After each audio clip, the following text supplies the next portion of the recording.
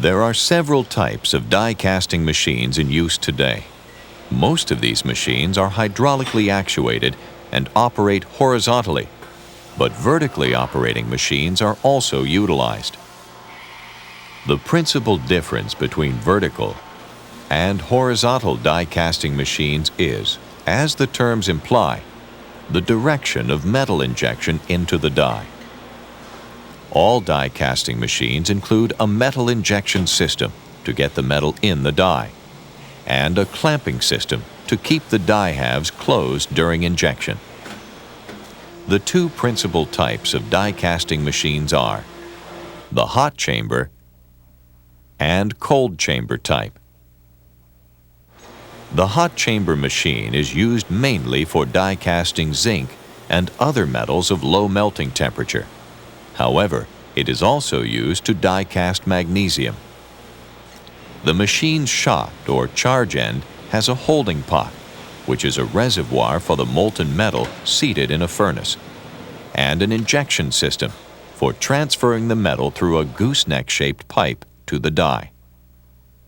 The plunger end of the injection system and the lower portion of the transfer pipe are submerged in the molten metal. For this reason, aluminum and copper alloys are unsuitable for use, since they chemically attack or erode the submerged injection system. When the plunger rises, a charge of metal enters the pipe through a port. When the plunger descends, it closes the port and drives the charge through a nozzle at the end of the pipe and into the die. Injection pressures may range from 1,500 to more than 4,500 pounds per square inch, or 10 to 31 megapascals. The cold chamber machine is used primarily to die cast the aluminum, magnesium, and copper alloys.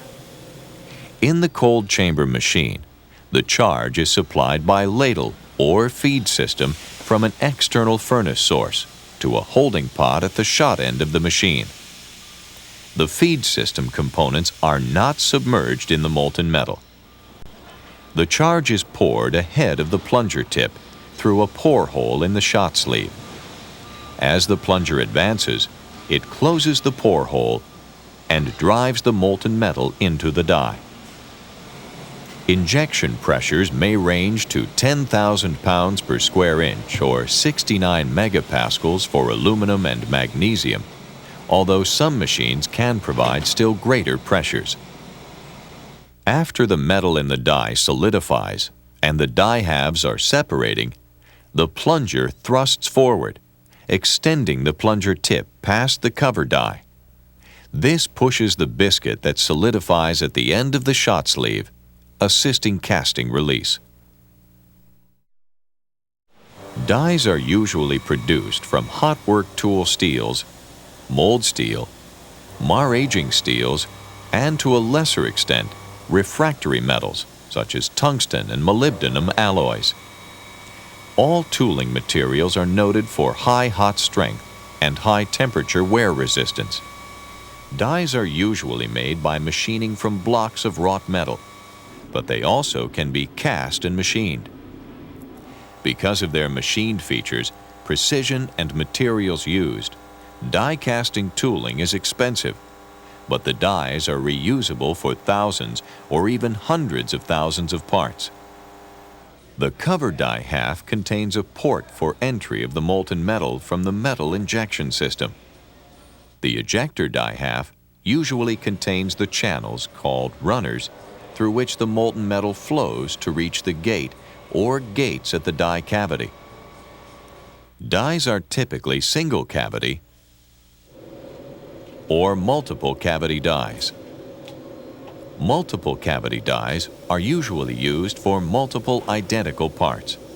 However, they also can be used to produce parts of different design, and if so, they are commonly called combination dies. Because such dies are often used to cast parts that will be assembled together, they are also called family dies, meaning dies for a family of parts. Cores, fixed or movable in either die half, are used to cast holes in various directions. Fixed cores are in line with the direction in which the die halves open.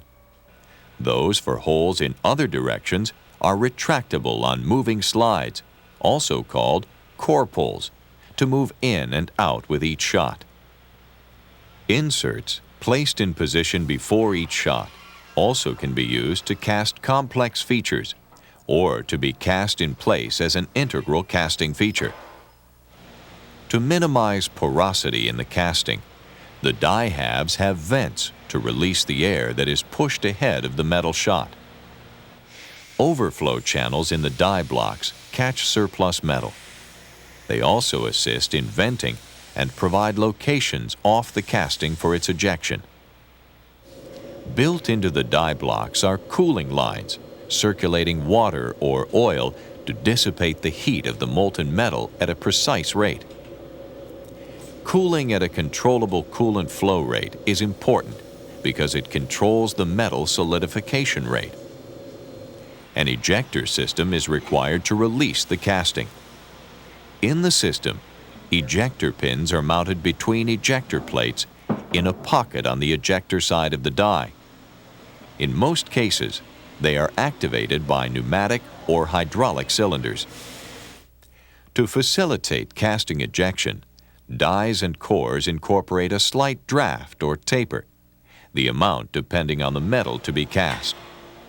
In general, the lower the metal's melting temperature, the less the draft required.